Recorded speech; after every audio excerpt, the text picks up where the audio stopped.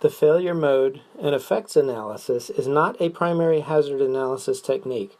It should not be used as a standalone technique, but instead it should be used to support other techniques to identify failure modes and to evaluate the impact on the component and system if a failure were to occur. Hazards can occur due to system design and normal operation.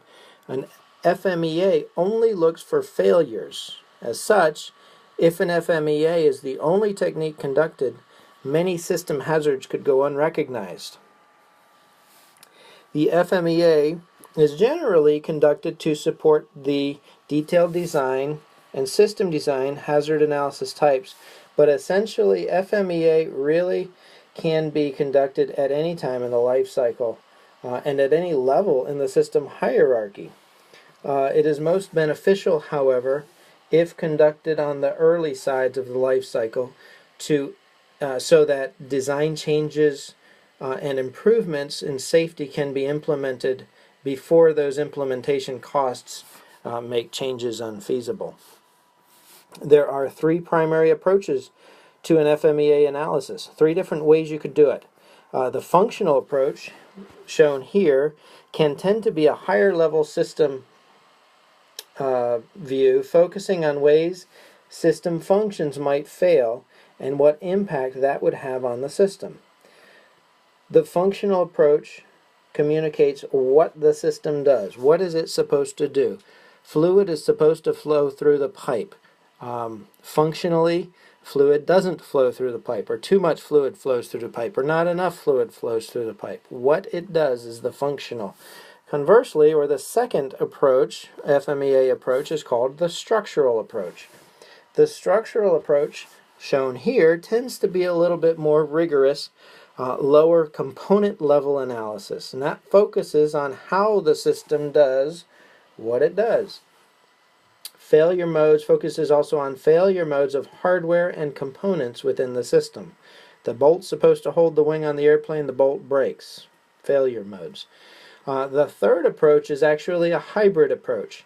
The hybrid approach begins with the functional approach and then transitions to the structural approach, especially in the structural approach, secondary, focusing on those structures or those components, the units that contributed to the previously analyzed functional failure.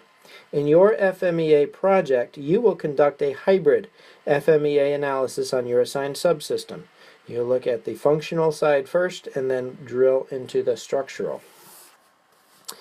FMEA is typically a bottom-up approach. If a functional approach is started, you may start at the subsystem or a higher level and work top-down through the system hierarchy to the component pieces parts level, but then you start back up. It's a bottom-up approach for the actual conduct of the FMEA analysis. Here's the FMEA worksheet that we will use. We'll actually use this worksheet for our FMEA project. A Word document of this, or this worksheet in Microsoft Word form, is in your resources section of your online learning forum. We will use this worksheet for our FMEA project. You, in your project, will be assigned a subsystem of a mini short-range UAV.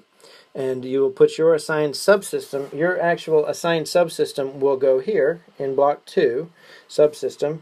UAV is the system. So the UAV system will go in block 1. Your assigned subsystem will go in block 2.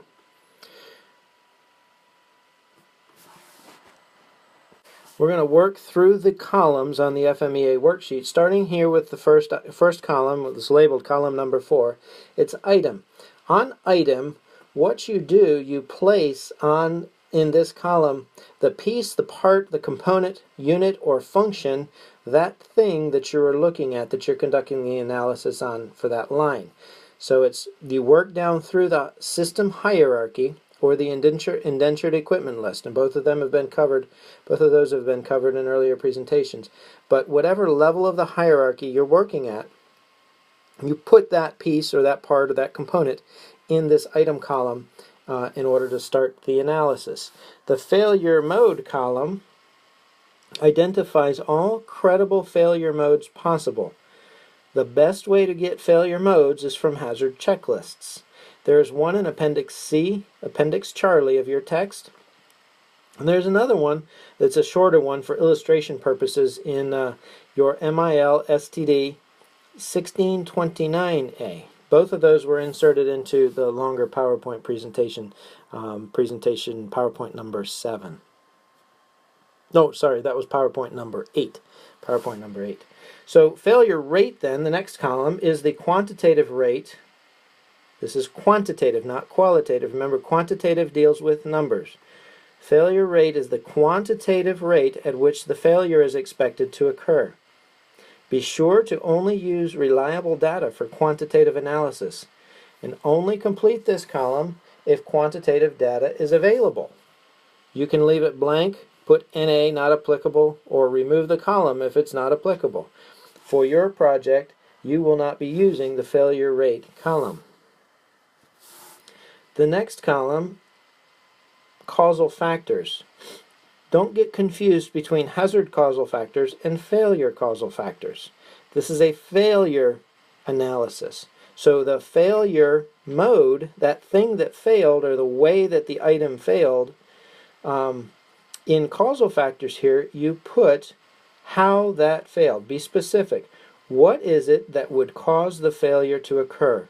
Talking about fluid flowing through a pipe, and not enough fluid is flowing through the pipe, or reduced amount of fluid is the failure mode. Reduced fluid flowing through the pipe. What caused that? What's the causal factor? Restriction in the line, not enough pressure, that kind of a thing. If the failure occurs, then what is the immediate effect? In other words, where is it felt first? Then, if a failure occurs, what is the system effect, the overall hierarching system effect? This column, method of detection, can be a little bit tricky, but it's easy when you get the concept. So get this closely, or listen to this closely. The method of detection indicates how the operator will detect the failure before a mishap occurs. It is not the bolt broke and the wing broke off of the airplane, we fell out of the sky. We don't find the break before because the airplane flew out of the sky. The method of detection is prior to that catastrophic failure. So a method of detection in this case would be, during annual inspection, we inspect for fatigue cracks to determine if failure has occurred before the mishap does. So method of detection is actually a preventive measure. How do we discover the failure before a mishap? Goes in this column. Current controls, those that are in place to prevent the failure. Those controls that are already in place to prevent the failure. We kind of worked backwards now through this system, failure modes, and effects analysis. We worked backwards to the hazard. Previous analysis techniques, we typically started with the hazards or got to them very quickly. Now, we work through the FMEA worksheet and determine what hazards might be created as a result of the failure. That's why it's towards the end of the analysis. And the last two columns, risk, for the risk index, and the recommended actions. We've already gone through those columns. Remember the risk index, you take those, even in our project, take the risk definitions and the risk indices from the MIL STD 882 document. So your FMEA project is related to the SecPro 015 unmanned aerial vehicle. It's being designed primarily for surveillance and reconnaissance purposes, and you can get some statistics on the UAV at the website that's provided here in the PowerPoint presentations. The SecPro 15 UAV is a mini close-range UAV, but don't let that fool you. That's the classification.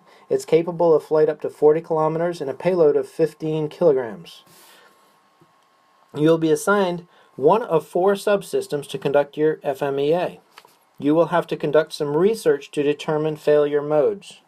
You will be able to use hazard checklists, UAV history, knowledge, your own knowledge, and other resources that you can find to generate failure modes for your assigned subsystem. The assigned subsystems are listed here. Those are the 4 four subsystems, you'll be assigned one of those four. You will complete the FMEA worksheet from figure 16.8 in your Erickson text. That's the one we just went through. In this video, a Word document of that worksheet, like we said, is in your course resources section. You will not have quantitative failure rates. You will, however, need to generate a risk index as per the definitions in the Mill Standard 882. You will conduct a hybrid FMEA, starting with the functional approach and then moving to the structural approach. This individual FMEA project on your assigned subsystem is due at the end of week 5. In week 6, then, you will actually combine your subsystem with the subsystems of your assigned group members. So there will be 4 of you in each group. Each of the 4 of you will have been assigned a different one of the subsystems. You're going to combine those. Compile a comprehensive FMEA for the SecPro 15 UAV system. Your group will also prioritize risk mitigation strategies.